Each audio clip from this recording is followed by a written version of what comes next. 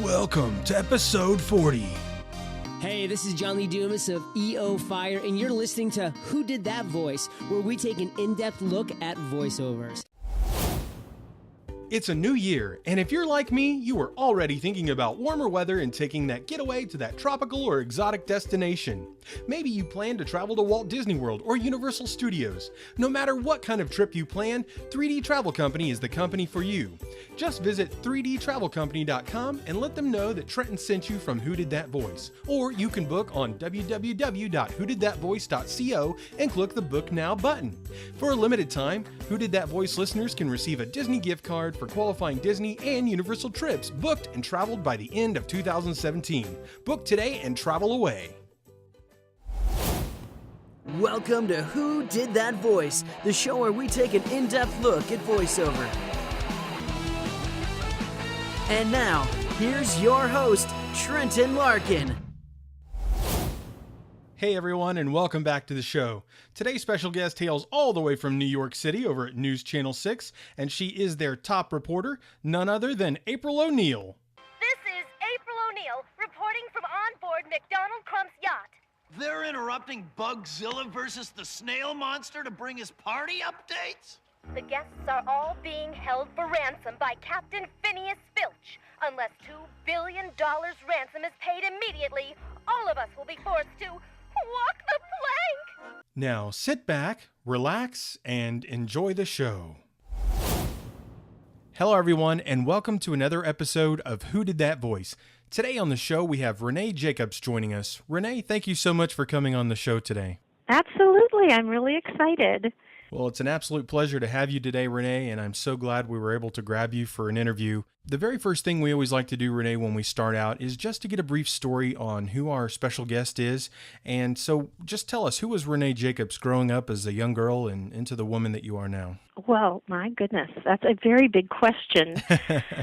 But sure. Well, I was born in Chicago and raised for a few years in Lansing, Michigan. And, Michigan is very cold and lots of snow and disgusting weather. So during the winter, we ice skated. But most of the winter was spent in the basement of our house. And the reason was that my parents had created this room for me with a sofa, and I had all of my stuffed animals down there and a record player, and my father had one entire collection of the Disney movies and all of these Broadway show albums.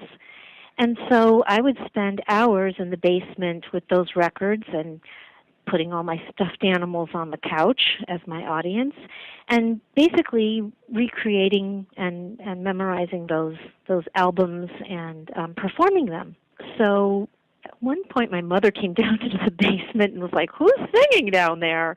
And it was me, and I was probably about 6 years old, and there was a class for children at Michigan State University put on by a woman who was kind of the precursor to Romper Room. And my mother enrolled me in this class at 6, and she was teaching children how to do voices and puppetry. So that's kind of how I started out in my acting career. She thought I was so good that she actually invited me to be on her show. It was kind of again like a precursor to PBS. It was a Michigan State University television channel. And I performed on that at the age of 6, 7, 8 years old, doing puppetry and voices. And I fell in love with that and acting, and I was so excited when my parents told us that we'd be moving to California, because of course that's where you go when you want to be on stage or in film or whatever I thought I wanted to do at that age. And so I moved to California, and I continued in my career, and I've been kind of doing voiceover and acting in theater and singing and doing all kinds of things ever since. Well, that's fantastic, Renae. I really appreciate you kind of diving into some of the back history behind it, because whenever you get to learn the ins and outs of an individual, it always brings them a little bit closer to your heart. And, I know there's a lot of fans of Teenage Mutant Ninja Turtles, and we'll talk about that here in a minute. But for those of you who are wondering, now that I've mentioned that, she did play April O'Neil, the original April O'Neil on the animated series. That's right, from Channel 6 News. Absolutely. And we will talk about that here in a moment. But it's fascinating. I love, Renae, to dive into people's lives. And, because when you build a relationship with somebody, which is what I like to do on the show with my guests, is build a relationship with them so that not only I am building that relationship, but my guests can, or my, listeners can hopefully feel that same way about my guests as well, that they've gotten to know them on a more personal level than just, hey, I really love that actress or that actor. So I really appreciate you diving into your backstory there a little for us. Absolutely. Well, back in 1984, Renae, you played on a show called Rose Petal Place. And was that your first animated voiceover job, or was there something else before that? Well, there were other voiceover jobs. That particular show was very exciting, and I got to work with some amazing people. But prior to that, I did quite a bit of voicing for an amusement park here in California called Knott's Berry Farm. And they had, at that time, this place. It was called the Gypsy Camp. And they had all kinds of rides and food and people playing characters. And one of the things they had was a puppet show. And I voiced all of the characters that was part of that puppet show. So I was doing that for quite a while. That wasn't on television, but it was played in the park. It might be that Rose Petal Place was certainly one of the first major shows that I had done. So that might be. That was a great show. I loved it, and I got to work with, for the first time, Sue Blue, who was the director on Ninja Turtles, was actually one of the characters on that. I got to work with Marie Osmond, which was fantastic. She's just the kindest, sweetest person you ever want to meet.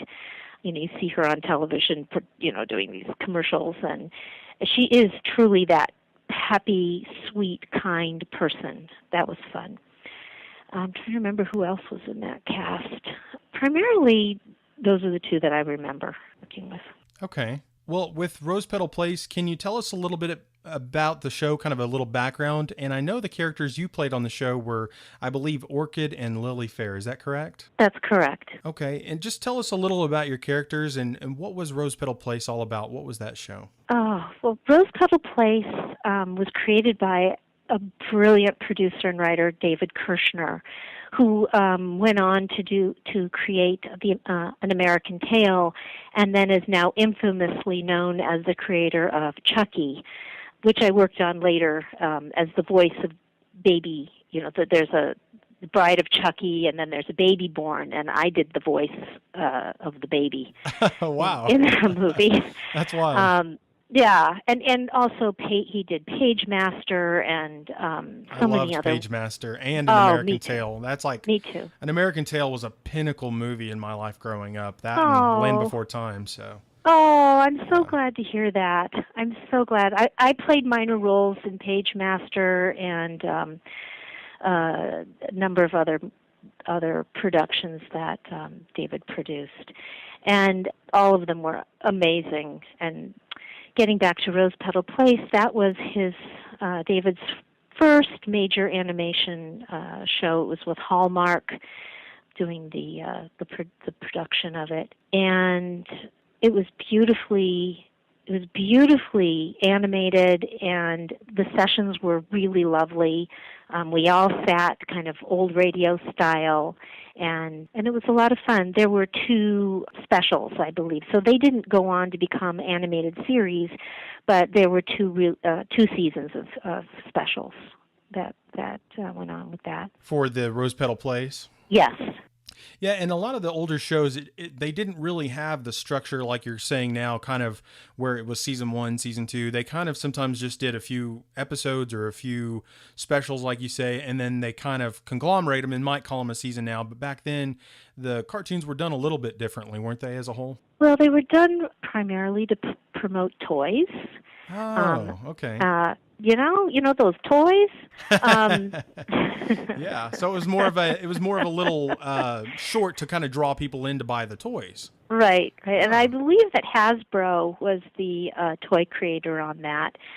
You know, that was just prior to the huge explosion of animated series like My Little Pony and Strawberry Shortcake and the Moon Dreamers, which I was on, and a number of those shows that were created, the Glow Friends, things like that.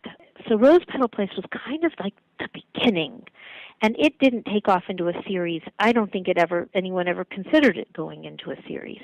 It just hadn't quite been done yet, I think. I'm trying to remember, but I'm pretty sure that it was like one of those early ones. Yeah, it came out in 1984, which was definitely pretty much a precursor to that whole era. I mean, there were cartoons in the years before, of course, in the 60s and 70s and everything, but even back into the 50s, I want to say probably as well. But, But the 80s was kind of a new era where cartoons kind of had a new birth in essence, especially with like American Tail and everything. So yeah, I love that movie.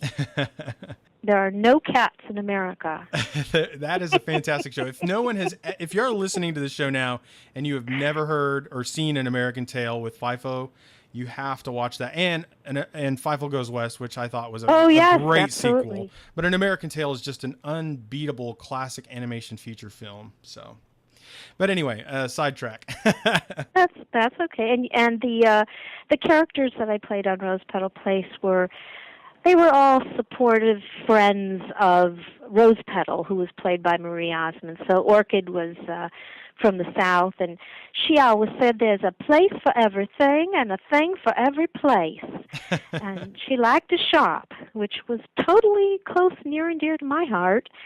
And Lily Fair was, I believe, a ballerina, and she was a little more neutral, and she didn't really have. And Orchid was the main, the character that I really identified with. She was darling. And was Orchid kind of the confidant of Rose Petal, kind of her girlfriend like that, or was it just all were. It was just kind of a conglomerate? Okay. All of those, yeah. And that was a show that I was more unfamiliar with, but, as far as I could tell. Well, and that's what the show is about. It's about me learning and my listeners learning. Guys, I don't know everything, believe me. There were a few male characters. There was a character called Petey Centipede. Okay. And I think he was played by Frank Welker, if I'm not mistaken. That's not a surprise. And that was unbelievable to work with him now that I remember. Just a sweet, dear man, and so talented. There was a great character. Her name was Nestina. She was a witch, of course. She was a spider. She was a spider in the garden. And, it would have been a great series, multi-episode series, but... If it had taken off for sure, yeah, definitely. Didn't happen. Well, it sounds very cute, and it is definitely something that I'll try to look into. But, and this show is about discovery, and I definitely learn a lot on my own show. So, but that's good. I don't want to know everything because it's fun for me when I do these chats with, different actors to learn new things myself and to hopefully spread the word for people to better understand who the actors are behind the voices, which is a huge part of why my show was created, and to learn about new, shows that they may have forgotten or never heard of just based on when they were born or whatever. So exactly. Even I've forgotten some of the stuff I've done. It's just, you do the job, you go home. Oh yeah, absolutely, absolutely. And and you don't necessarily see it in the context that we do either. We're seeing it in a full put together format, and you're recording line after line after line, and they're just smashing it all together, and you don't necessarily see it in the full context like we do. So I totally and absolutely understand that.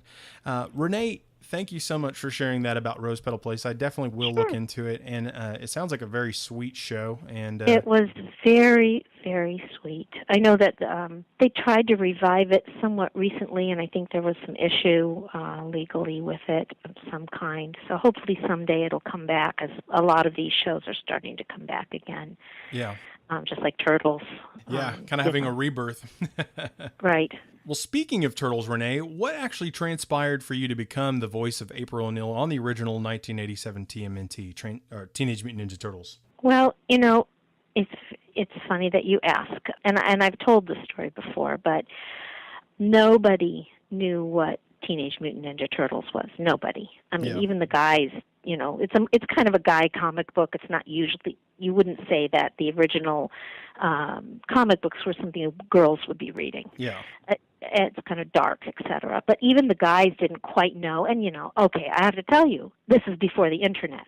Yeah. Okay, 100 million years ago, nobody could just look it up, Yeah. You had to be familiar with it, or it was hard to know what you were doing. Anyway, everybody in town was auditioning for this show.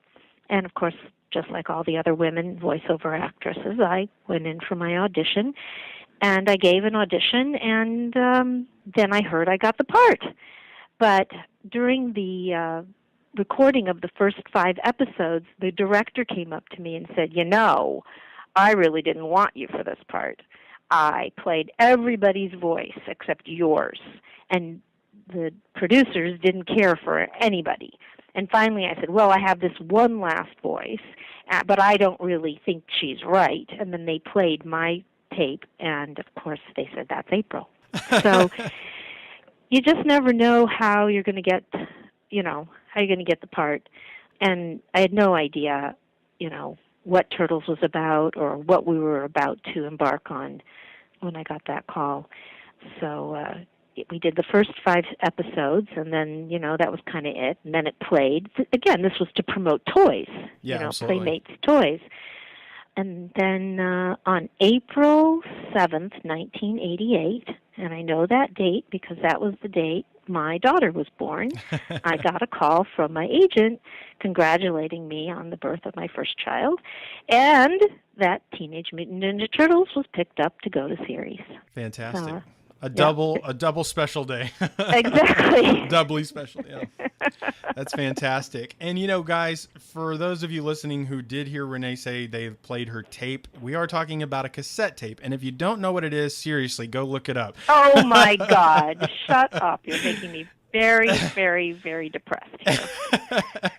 Well, seriously, there are people that will probably be like, what's a tape? And I know people probably know, but... It's that stuff you use to wrap presents. Oh, yeah. Yeah, exactly. That's what we're talking about, guys. Yeah. So, but anyway, so what was it like working on Teenage Mutant Ninja Turtles, especially once it picked up and things were kind of on a roll? What was it like working with that cast with Cam and Rob and Townsend and Barry and Patrick Fraley and Peter Renaday and everyone else that was on that amazing team? James Avery. James Avery, yes. Yeah. It was amazing.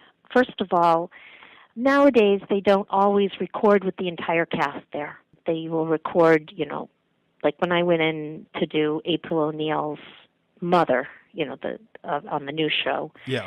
I was just in the booth, and there was Andrea Romano on the other side of the glass with the engineers and my script, and it was just me and the microphone. When we were doing the original Turtles, you all sat around with your music stands, your lights, kind of like in a chorus, and you'd run through the script, and then you'd record.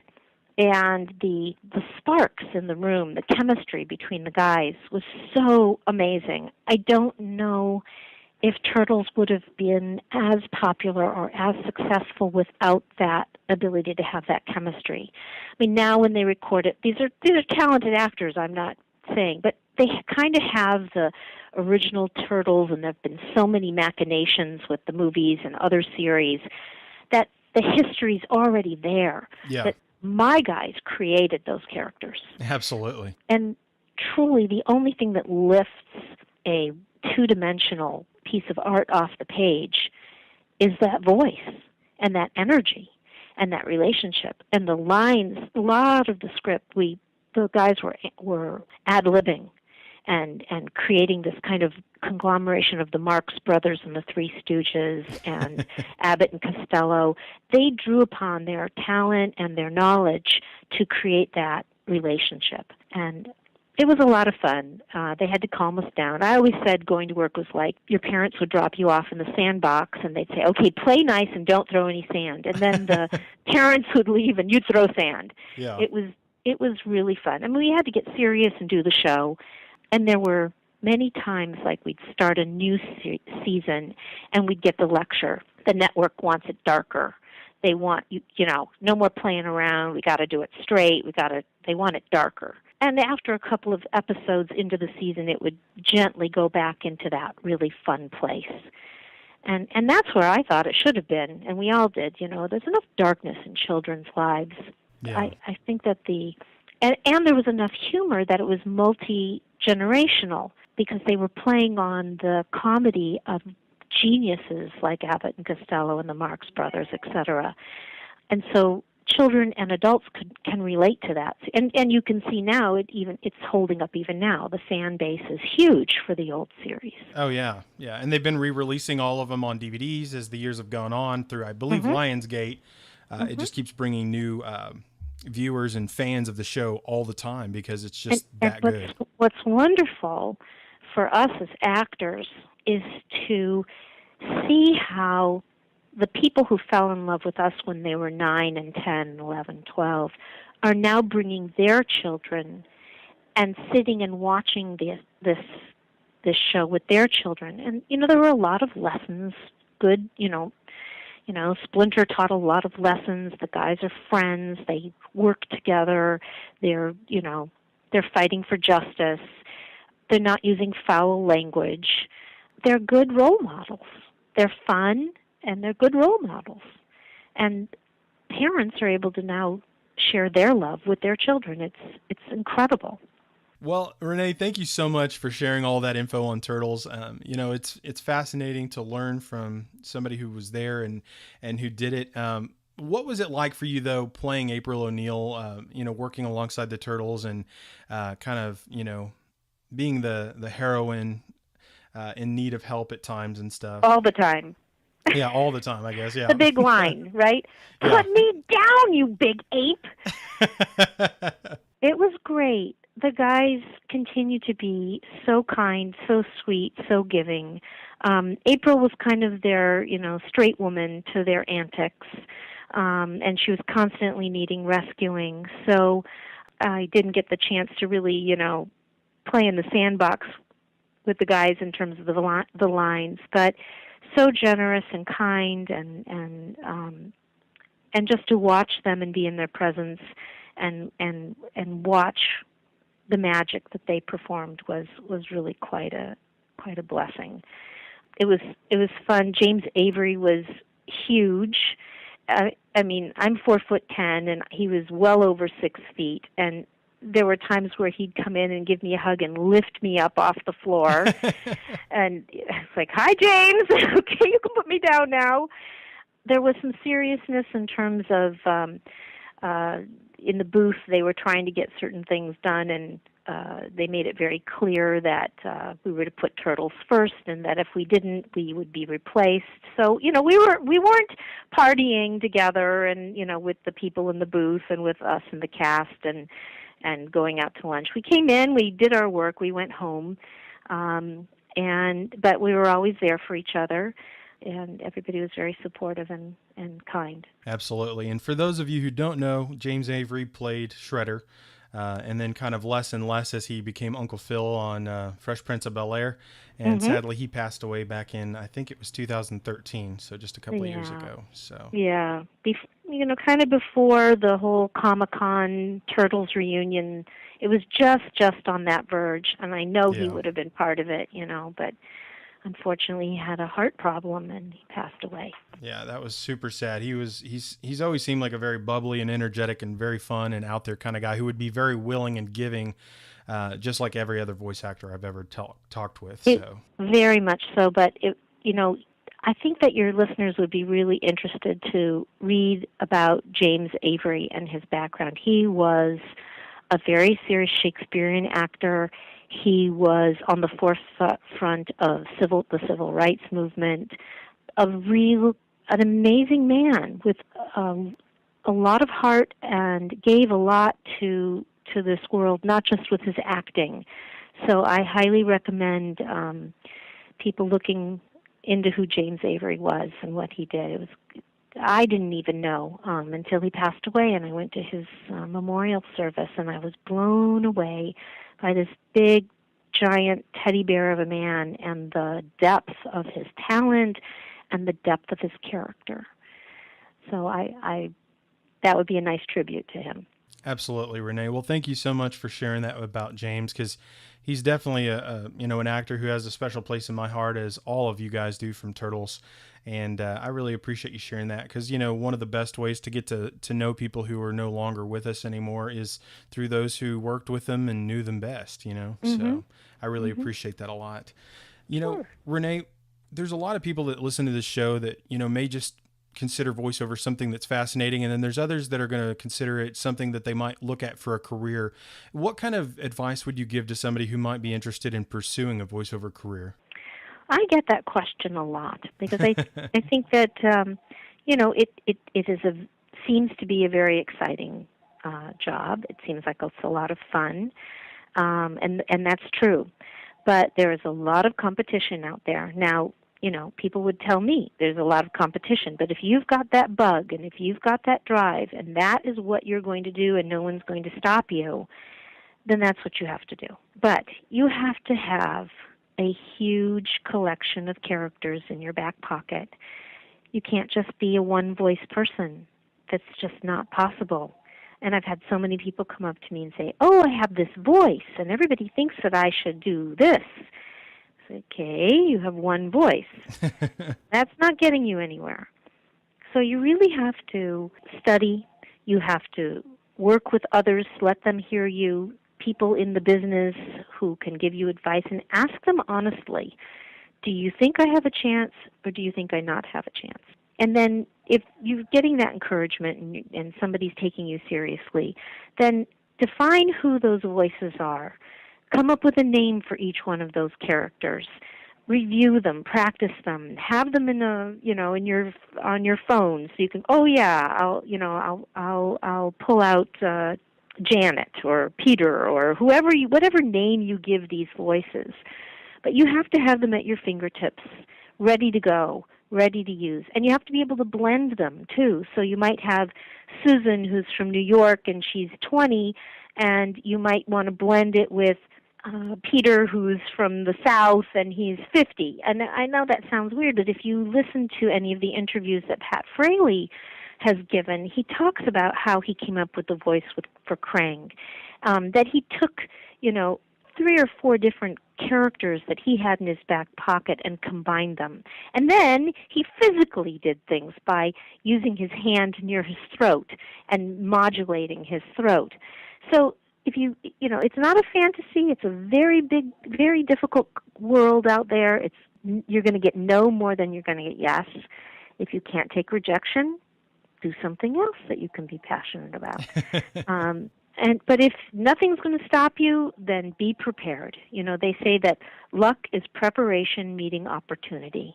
If you might have some luck, but if you're not ready and you don't have the tools that you need, that door's going to close.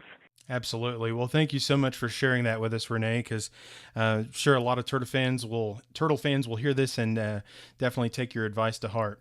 Well, Renae, do you have a website or a way in which people can contact you, or social media, or how can people reach out to you if they'd like to talk with you or ask you voiceover questions or anything like that? Oh, Facebook really is the best way to contact me. It's really easy. It's just my name, Renae, Renae Jacobs, Jacobs, and I'd be happy to friend, anyone who isn't selling something.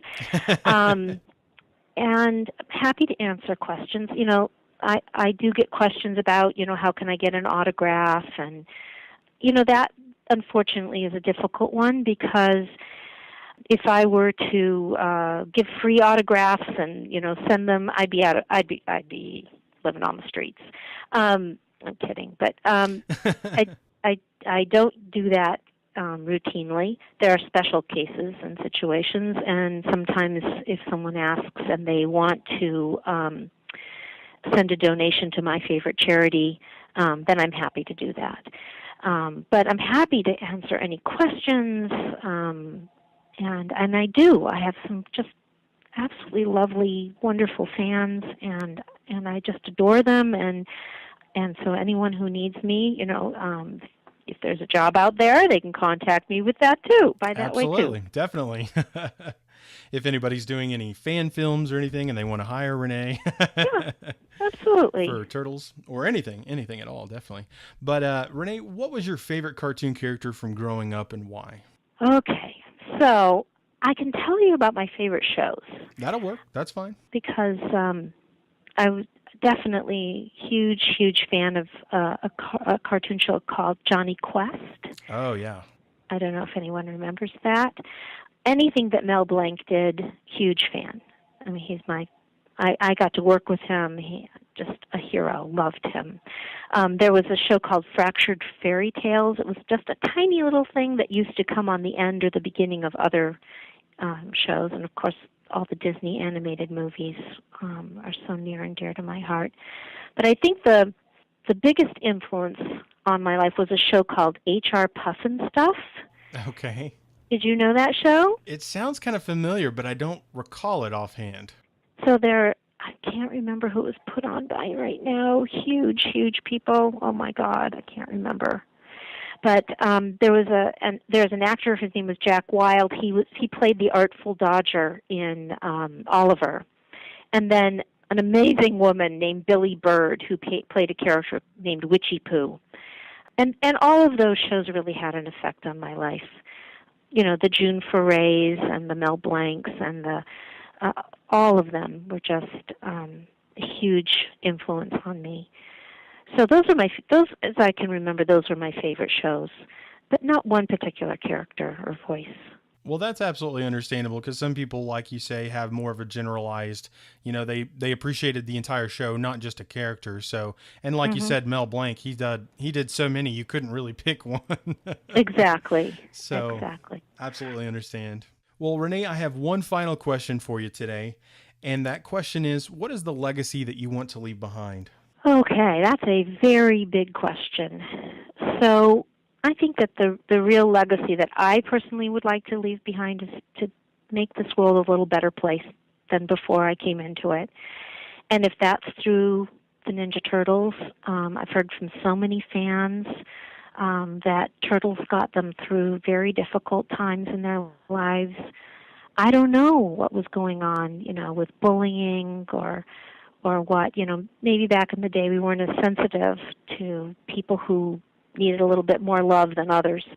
But I hear it time and time again that April O'Neil had an effect, whether it was that women could do anything and they could be anybody, that just the show got them through some tough times, that would be enough. But certainly I've done so many other things outside of voiceover, creating a mentor program that helped children and continues to this day with reading and math skills in the LA Unified School District. And I raise a lot of money for scholarships for students at the Hebrew University of Jerusalem, which is a major university in Israel. And these students are changing the world and having an effect on all of us every day. So my legacy would be that I hope I make this world a little better than for my being in it, and that I have some kind of positive effect on people. That would be my legacy. Well, Renae, one of the reasons I asked the question of, what is the legacy you want to leave behind is just because of, so many people that we've lost this year. It kind of came to mind while my show was still kind of fresh and new. I kind of started using that question with people who we've lost this year, like Janet Waldo and James Avery and Alan Young and so many others this year. And although James passed away several years ago, it just made me realize, I wanted to try to have kind of a better understanding of what people's legacy is that they wanted to leave behind, so that, it's something that people know, because I think it's important to know what people's legacy is and what their goals are in life, so. We don't have the opportunity to say what we hope our legacy will be. Yeah. If no one asks, and what I like about the question too is it also makes that person consider the here and now, and am I on the road to leaving a good legacy? Yeah. And if there's something else I want to accomplish, you need to do it now. You don't, not to wait. That's why I think the question is a great question. Well, Renae, it has been an absolute honor and pleasure having you on the show today. Would you just give us a closeout today as April O'Neil? Absolutely. This is the one and only original April O'Neil, coming to you live from Who Did That Voice? Well, everyone, I hope you enjoyed today's episode with Renae Jacobs. And if you did, please stop on by my Contact Me page at www.whodidthatvoice.co and let me know what you thought of today's episode.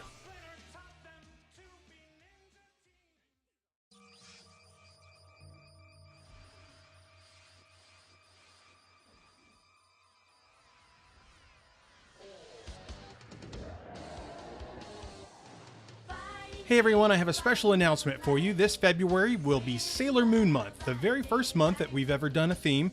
All 5 interviews over the course of the month of February will feature Sailor Moon guests from the original cast. So don't forget to tune in, let your friends know. Sailor Moon Month is this February on Who Did That Voice?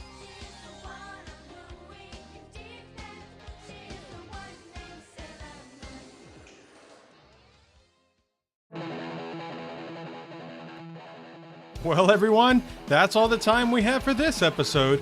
Join us this Friday for our next special guest, Katie Griffin, the voice of Sailor Mars from the Sailor Moon Show. You won't want to miss this episode. Hey, do you ask yourself who did that voice? Well, if you do, go to our website, www.whodidthatvoice.co, and click on the Episodes tab. Choose an actor, pick their name, and see pictures from the different characters they voiced in their career. Thank you for joining us today. We'll see you next time for more discoveries on Who Did That Voice.